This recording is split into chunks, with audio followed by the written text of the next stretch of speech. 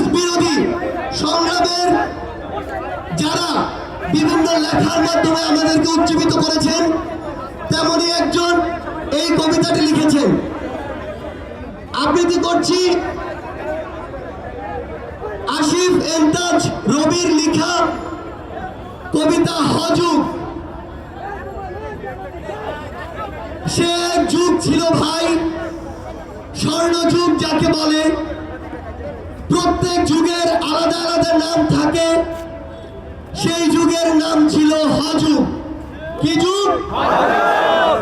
সব কিছুতেই হ, উপরে নিচে ডাইনে বায়ে যেখানে তাকাবেন হ, আর হ।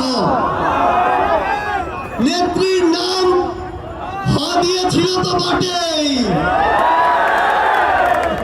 বাহিনীর নাম ছিল